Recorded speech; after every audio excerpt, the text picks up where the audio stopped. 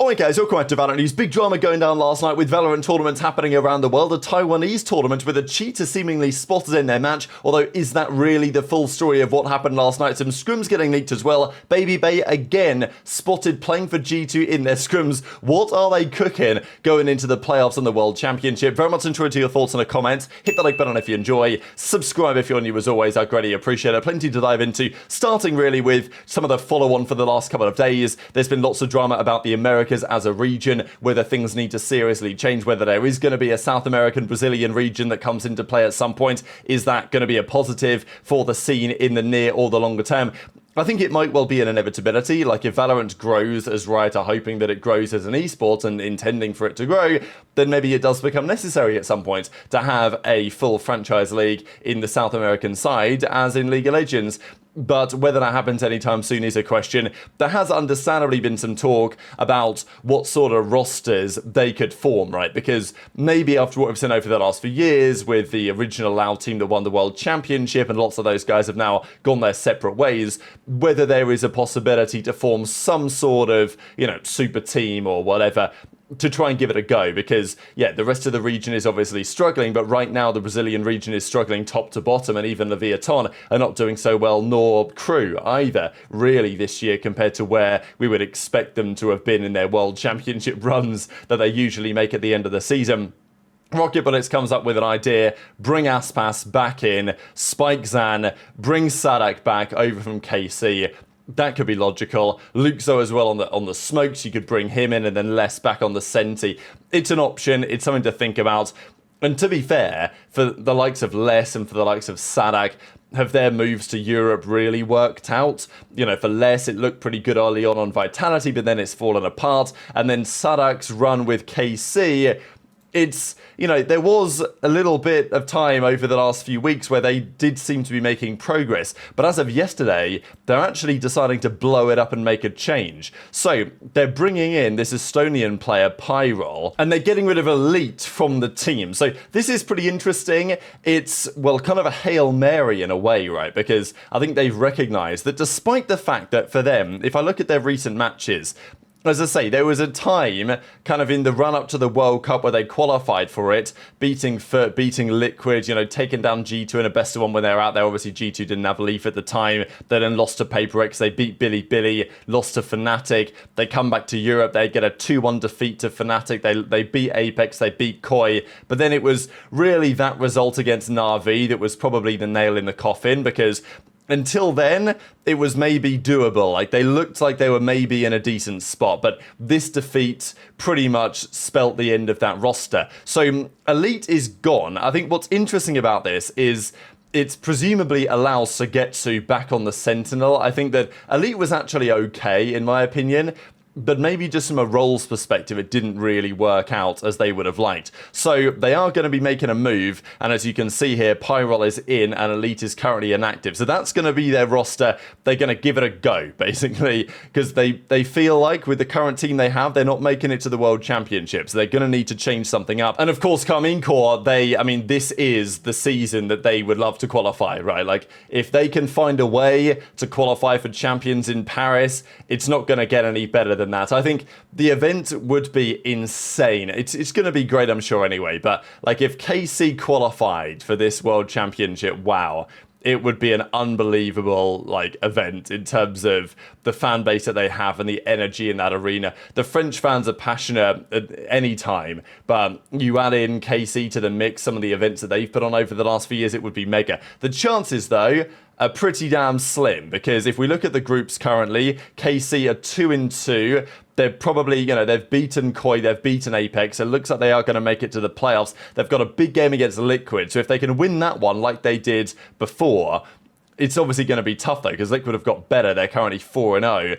But KC don't want to be the final team in the group. You don't really want to be the 4th seed. It makes your run in the playoffs so challenging. And obviously, because of what Heretics have done, and Fnatic have done, and other teams, they're quite a way behind in championship points. They actually only have 4 points all season they've accrued. So they're not going to qualify to champions based on points. They're going to have to make the finals of the playoffs. They're going to be in the playoffs. So, that seems to be be the case anyway. So it looks like they're going to at least give it a decent go to try and make it through. Now, talking of playoffs, the Pacific is underway, and we have the first couple of games happening there. And actually here, it's strange, these formats, right? I don't know, Riot confused me with the way that they design these things, because in the Chinese region, we had 4 games played. It was winners round 1, winners round 1, losers round 1, losers round 1. Those 4 games happened. And then we've got a week and a half off until on the 20th of August, the upper semi-finals begin. But in the Pacific, by the 20th of August, all of these games to the lower final and the grand finals are done. So, one of the teams will be confirmed, and lots of the things will have already been found out what's happening in the Pacific. But Talon versus Nongshim Esports, or Red Force, it's a 1-0 for now in the first side. Talon won the game 13-5. They're winning the Corrode 10-8. So Talon could be in a position there to advance. And then the other game that will come up is, of course, RRQ T1. And then the losers drop down to the losers bracket, as we know. But let's talk about this cheating drama that was emerging yesterday, or whether that's really what happened at all. So there was this tournament over in Taiwan, and this was the clip that came out as a result. They're here on the Pearl. This was a really nice shot here from the Chamber. Actually, though, from the Chamber on the team that is losing the map. So, there was a bit of talk about whether, was this guy the actual cheater? Look, it was a great shot, pretty disgusting, but not necessarily anything especially suspicious. And the game eventually ends, as we'll see in a second, but notably enough, the team that the Chamber was on, where there was some discussion as to whether he could be the culprit, their team was losing 12-4. So likely, if he was the one cheating, you wouldn't expect the team to be losing the game. Now, the casters, it was pretty funny, because the casters are kind of mind-blown at what they're seeing here, right? Especially when this comes up and basically just says cheater detected during this tournament game. The casters, their reaction is very entertaining, I thought. But it was 12-4 on this Pearl, and it seems that the player who was actually kind of eliminated here was the Neon of the losing team, which would be kind of surprising if the Neon was cheating, because look, if you've got a cheater on your team, you're probably not going to be losing 12-4, you would imagine.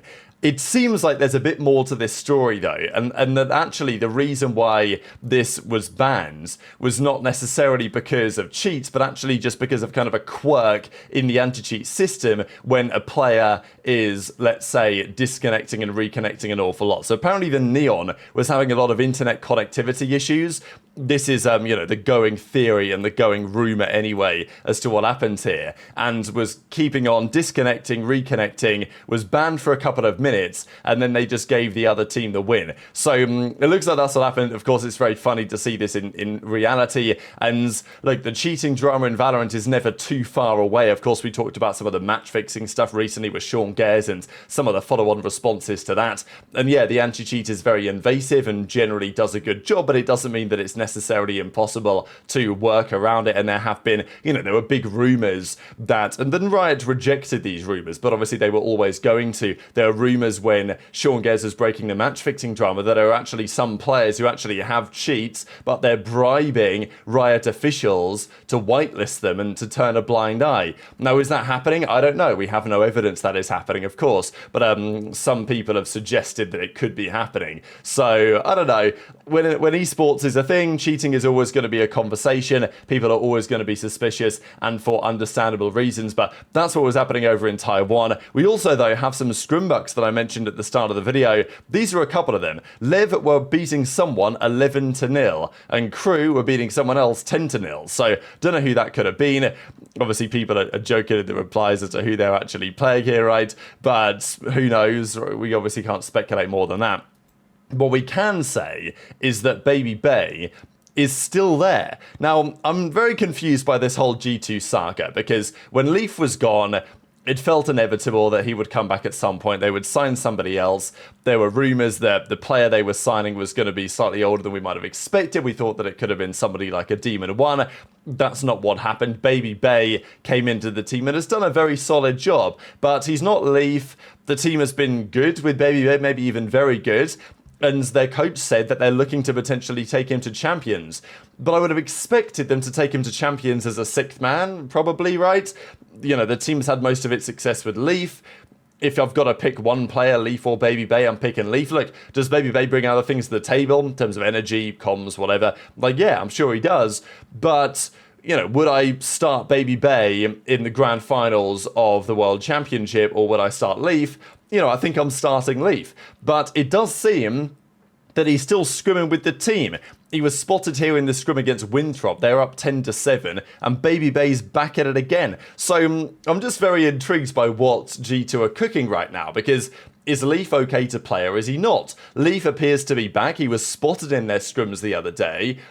Josh RT did that tweet that said, who do you want to play for us in the match against Furia? Is it going to be Babybay or Leaf? It was almost a tie, but Leaf got beaten out by Babybay in the Twitter poll by like 0.6 of a percentage point. Therefore, Babybay started, but it feels like Leaf is ready to play, like he's back, well enough again, it seems to play. And VAL, of course, the leader, he's not going anywhere. So why is Babybay still spotted scrimming? Unless he was in there watching, right? Like he's sixth man now for the team, and he's watching the team scrim.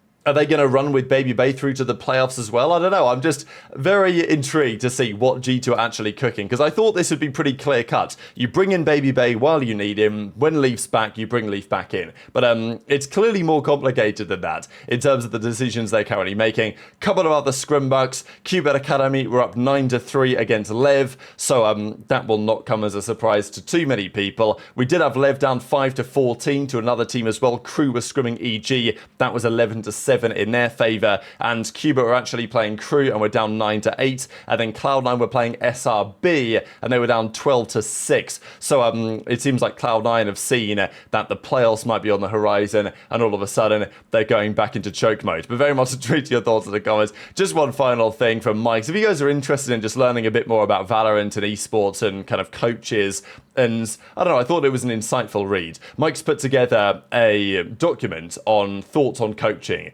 the way that some teams sit compared to somebody else. Pretty fascinating, I thought. Thought I'd link it down below. Intrigued to your thoughts in the comments. Hit the like button if you enjoyed. Subscribe if you're new. Take care, and I'll see you next time.